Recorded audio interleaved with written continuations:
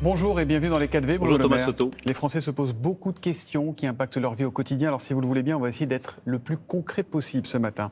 On le sait, le bouclier tarifaire va être modifié à partir de 2023 avec notamment une hausse des prix de l'électricité et du gaz qui va être plafonnée à 15%.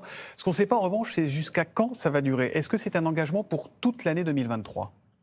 Ça dépendra de l'évolution des prix de l'électricité, du gaz. La hausse qui est annoncée, c'est 15% en janvier, à comparer aux 110-120% que les Français auraient eu à subir si nous n'avions pas mis en place ce bouclier énergétique. Ça ne sera pas 15% maximum pour toute l'année, ça on ne le sait pas encore. On ne sait pas encore ce que seront les prix. Nous nous battons pour faire baisser les prix. Aujourd'hui, ils explosent. Nous protégeons les Français. Et nous les protégeons, je le rappelle, depuis maintenant 16 mois, avec un bouclier qui a permis de geler les prix du gaz et de plafonner l'augmentation à 4% pour les prix de l'électricité. Pour les carburants, pour l'essence, on sait qu'il y a une prime en ce moment, c'est 30 centimes par litre à la pompe jusqu'à fin octobre. Au 1er novembre, on passera à 10 centimes. Au 1er janvier, c'est terminé, il n'y aura plus d'aide à la pompe ou c'est encore un sujet en réflexion ? Là encore, la méthode est toujours la même. Protéger nos compatriotes.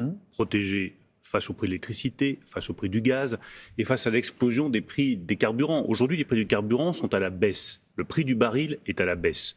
Si les choses continuent comme cela, il n'y a pas de raison d'apporter des aides supplémentaires à partir du 1er janvier. Mais si demain, nous avions une perturbation géopolitique majeure, qu'à nouveau les prix du baril devaient flamber et qu'à nouveau vous aviez certains de nos compatriotes qui prennent leur voiture pour aller travailler, des apprentis qui prennent leur voiture pour aller sur leur lieu de travail, qui ne pourraient plus le faire parce que les prix du carburant auraient explosé, nous avons à notre disposition un mécanisme de soutien à toutes les personnes la règle, qui utilisent. C'est l'agilité, en fait. La règle, c'est l'agilité, la réactivité et l'anticipation. Et ceux qui se chauffent au fioul, ils sont nombreux en France, ils sont inquiets parce que pour eux, en l'état, il n'y a rien qui a été prévu. Est-il exact que le gouvernement réfléchit à un dispositif pour eux ? Oui, il y a un dispositif qui est prévu. Il y a 230 millions d'euros qui ont été votés dans le projet de loi de finances. Nous sommes en train de regarder comment est-ce que nous mettons cela en place pour que ce soit le plus juste. Nous l'annoncerons dans les prochains jours. 200 euros Je ne peux foyer. pas vous le dire, les arbitrages ne sont pas encore rendus. Mais vous voyez bien que ça s'ajoute à la palette des dispositifs qui sont là pour faire un bouclier efficace, durable, ciblé sur ceux qui en ont le plus besoin, sur le fioul, contre l'explosion des prix. Vous souhaitez que ce soit pour tous les foyers ou en fonction des revenus ? Si je le savais, je vous le dirais, Thomas Soto. Vous êtes ministre de l'économie, vous le savez mieux que moi. Il faut en discuter avec la ministre de l'Énergie, arbitrer cela avec la Première ministre et sous l'autorité d'Elisabeth Borne, donc ça prend un peu de temps. Ça sera pour quand ? C'est quand ? Parce que c'est maintenant je qu'on sais que remplit c'est les cuves. maintenant qu'on remplit les cuves à fioul. J'ai beaucoup de demandes dans ce sens-là, donc on rendra les arbitrages le plus vite possible. C'est quand le plus vite possible ? Le plus vite possible, c'est dans les jours qui viennent. Le budget est présenté la semaine prochaine, vous voyez, c'est dans pas très longtemps. Est-ce qu'il est normal, Bruno Le Maire, que les prix de l'énergie soient aussi élevés sur le marché européen, qui est un marché sur lequel on se fournit ? On entend beaucoup dire que notre production d'électricité coûte moins cher et qu'on achète plus cher ce qu'on produit nous. Non, c'est pas normal. Et alors ? Ces prix sont totalement anormaux, délirants et dangereux pour notre économie. Et je veux dire avec beaucoup de gravité ce matin, Thomas Soto, qu'il y a urgence absolue pour un certain nombre d'entreprises qui sont confrontées à l'explosion de leurs factures énergétiques. Je pense à celles qui ont une part de l'énergie très importante dans leur coût de production. Et je pense, ça peut être des cartonneries, ça peut être de l'agroalimentaire, ça peut être de l'aluminium, des cristalleries. Et celles qui sont exposées à la concurrence internationale. Parce qu'aux États-Unis, le prix de l'énergie n'est pas aussi élevé, qu'à un moment donné, ça va devenir dangereux. Donc il y a deux actions que nous menons avec Agnès Pannier-Runacher tous les jours depuis plusieurs semaines maintenant. La première, c'est de se battre pour obtenir une révision du marché européen qui fasse baisser les prix de l'énergie. Ça fait 1 an que je réclame personnellement qu'il y ait un découplage entre le prix du gaz, qui a flambé, et le prix de l'électricité qui ne devrait pas flamber autant. Nous avons fait des propositions à la Commission européenne. J'ai encore eu la commissaire européenne hier au téléphone, le ministre de l'économie allemand, pour obtenir ce découplage. Ça progresse. Mais c'est difficile, les résistances sont importantes, mais c'est le premier objectif, faire baisser les prix de l'électricité. Est-ce que marché européen de l'énergie ou pas ? Est-ce qu'on pourrait revenir à nos propres stocks et on gère nos petites affaires dans notre coin comme ça ? Non, parce que je rappelle que nous importons aujourd'hui de l'électricité, qu'il faut remettre en route les réacteurs nucléaires d'EDF qui font l'objet de réparation actuellement, les 12 qui font l'objet de réparation à cause de problèmes de soudure et d'autres parce que c'est simplement des révisions qui étaient prévues. Donc tout cela va prendre du temps, mais nous avons aussi besoin de ces interconnexions européennes. Mais première des priorités, pour que chacun comprenne bien, faire baisser les prix pour que la facture soit moins élevée. Et ça se joue au niveau européen. Ça se joue à quelle échéance ? L'échéance, c'est le Conseil européen de début octobre.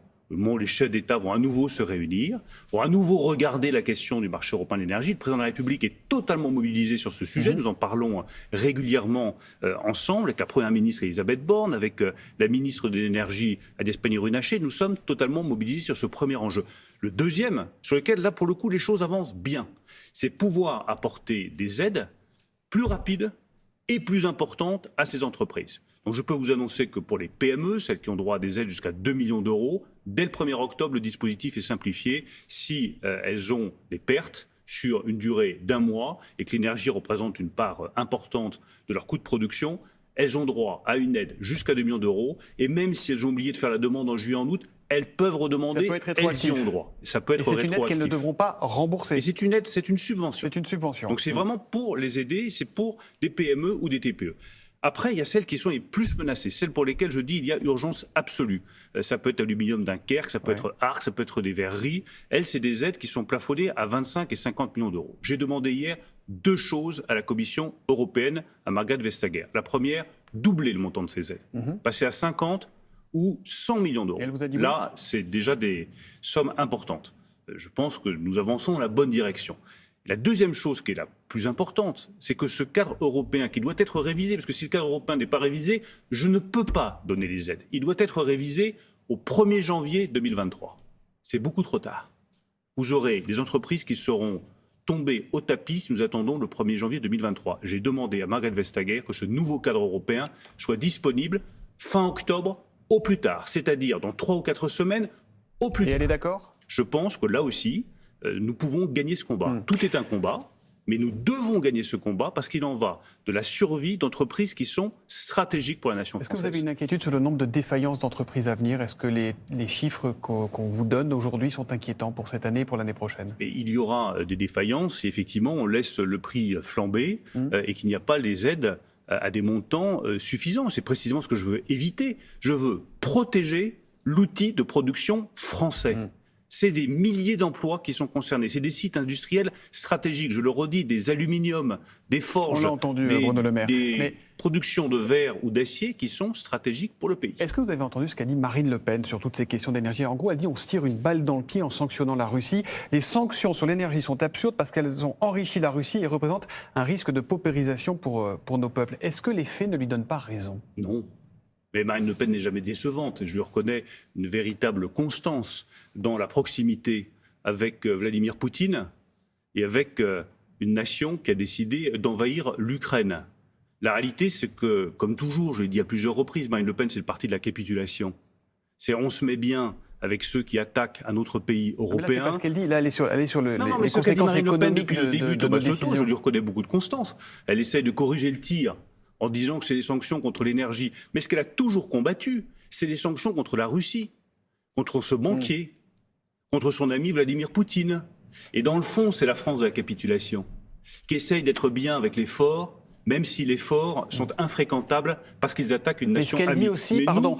Nous, Thomas Soto, nous avons une autre stratégie. C'est celle de rassembler les forces européennes de façon à s'opposer à Vladimir Poutine. Est-ce que les sanctions sont inefficaces concernant l'énergie aujourd'hui ? 4% de récession en Russie, 14% d'inflation, des chaînes de production qui sont complètement désorganisées, une industrie automobile qui est en train de s'effondrer, une industrie aéronautique qui manque de pièces détachées pour faire voler correctement et en toute sécurité ses avions. Vous trouvez que ça n'est pas efficace ? Moi, je pense que les sanctions sont efficaces. Je pense que c'est l'honneur de l'Union européenne, notamment sous l'impulsion du président de la République et de la France, d'avoir porté cette opposition à l'intervention russe en Ukraine. Et c'est la honte de Marine Le Pen. Et la honte du Rassemblement national de faire preuve de tant de faiblesse et tant d'esprit de défaite face à la Russie de Vladimir Poutine. On a encore beaucoup de sujets à aborder. On va parler de l'inflation. 5,9% sur un an au mois d'août. Ça va s'arranger ou s'aggraver ? Est-ce que le plus dur est devant ou derrière nous ou est-ce qu'on ne le sait pas aujourd'hui ? Il reste des mois difficiles sur l'inflation. Je ne vais pas vous dire le contraire, tout simplement parce que les prix de l'énergie contre lesquels nous nous battons sont encore très élevés, et puis parce que vous avez une transmission des prix de gros aux prix de détail. C'est ce qu'on voit chacun en allant faire nos courses. Chacun voit bien que les prix alimentaires ont fortement augmenté. Est-ce qu'on peut imaginer un blocage de certains prix alimentaires sur certains produits ? Je pense que c'est complètement inefficace. C'est-à-dire que c'est la garantie que vous aurez des rayons vides. Moi, je ne veux pas de pénurie pour nos compatriotes. Nous aurons encore quelques mois difficiles, je ne l'ai jamais caché, ça justifie Jusqu'à quand toutes les aides que nous avons apportées. Olivier Véran avait dit en 2023, en début 2023, le plus dur sera passé. Disons le printemps 2023, j'ose espérer que le plus dur sera passé. Ouais. J'ose espérer qu'au printemps 2023, le plus dur sera passé et que nous verrons l'inflation progressivement commencer à refluer. Mais toute l'action que nous menons pour diversifier nos sources d'approvisionnement dans l'énergie, pour protéger les Français avec nos boucliers énergétiques ou le bouclier bancaire ou le bouclier assurantiel que nous avons progressivement mis en place. Tout ce que nous faisons avec les aides ciblées sur les ménages les plus modestes doivent nous permettre de passer cette période difficile avec le moins de dégâts possible. Dans ce contexte de forte inflation, de croissance revue à la baisse, vous avez dit 1% pour l'année prochaine, existe-t-il en France un risque de récession de l'économie française ? Je continue à penser que nous aurons une croissance positive. En 2023. Je constate qu'en 2022, tout le monde nous disait « mais jamais vous atteindrez 2,3% de croissance. C'est hors de portée, c'est trop dur, c'est trop difficile. » Nous allons faire 2,7%. Donc là encore, gardons en nous un esprit de résistance. C'est exactement ce dont font preuve aujourd'hui nos compatriotes. Soyons à la hauteur de cet esprit de résistance. La récession n'est pas un sujet, n'est pas une inquiétude aujourd'hui. Je ne vais pas l'écarter d'un revers de main. Oui. Si la guerre se poursuit en Ukraine, si nous avons une dégradation des conditions géopolitiques, une récession plus forte que prévu en Allemagne. Ouais. Bien entendu, ça impactera la croissance française. Je ne vais pas vous dire, je vous le garantis à 100 chances contre 100. Je vous garantis que je vais me battre. Je vous garantis qu'on fait le maximum pour créer des emplois et avoir une croissance positive en 2023. Après, il peut y avoir des situations et des contextes géopolitiques qui affectent notre croissance, bien entendu. Venons-en à la réforme des retraites, Bruno Le Maire. On est dans le brouillard, disait il y a quelques jours la responsable de la CFTC. Alors on va essayer de le dissiper, si vous le voulez bien, une fois pour toutes, ce brouillard. Cette réforme sera-t-elle votée cet automne ? Le souhaitez-vous, oui ou non ? Moi, je souhaite que cette réforme entre en vigueur, comme le président de la République l'a indiqué, à l'été 2023. Sera-t-elle votée cet automne ? Mais ça peut être à l'automne, ça peut être en début d'année 2023. Ce n'est pas à moi d'en décider. C'est au président de la République et à la Première ministre et à la majorité. Les syndicats disent, s'ils font ça, ils marcheront sur la gueule des syndicats. C'est le mot de Laurent Berger, qui n'est pas habitué à ce genre de vocabulaire. Vous êtes prêt à affronter, à assumer un climat social très dégradé pour faire passer cette réforme ? On ne veut marcher sur la gueule ou sur les pieds de personne, bien entendu. Mais je veux simplement que chacun comprenne pourquoi c'est important, cette réforme des retraites. Pourquoi je la défends avec autant d'ardeur. C'est pas, une fois encore, pour marcher sur les pieds de qui que ce soit. C'est simplement parce qu'il faut financer notre modèle social. Et que la seule façon de le financer, c'est soit augmenter les impôts, et personne ne veut cela, soit que nous acceptions tous de travailler collectivement davantage. On est en train de gagner la bataille sur le travail des jeunes. On a le taux d'emploi le plus élevé de tous les pays depuis 50 ans. Vous l'avez les uns et les autres beaucoup expliqué, le pourquoi de la réforme. Je pense qu'il faut continuer. On nous reproche, Thomas Soto, on nous reproche de ne pas expliquer pourquoi nous voulons cette réforme. Moi, quand je vois que vous avez autant de personnes de plus de 55 ans qui ne travaillent pas, c'est un gigantesque gâchis d'expérience, de savoir-faire. La réforme des retraites doit nous permettre tous collectivement de travailler davantage pour garantir la prospérité des générations qui viennent et financer notre modèle social. Est-ce que le Canard affirme ce matin que le texte prévoira le recul de l'âge légal à 64 ans en 2027 avec un décalage de 4 mois par an à partir du 1er juillet ? C'est vrai ou c'est faux, ça ? Mais ce n'est pas dans le Canard que se fait la politique, politique de la France et que se fait la réforme des retraites. C'est faux pour une raison qui est simple. D'accord. C'est que la réforme des retraites se fait avec les élus du peuple, qui sont à l'Assemblée nationale et au Sénat, se fait avec les représentants des salariés, se fait avec les représentants des entreprises, dans la discussion et dans le dialogue. Du projet de loi de finances de la Sécurité sociale, oui ou non, Bruno Le Maire ? Est-ce que vous pouvez répondre à cette question ? Non, je ne peux pas répondre à votre question.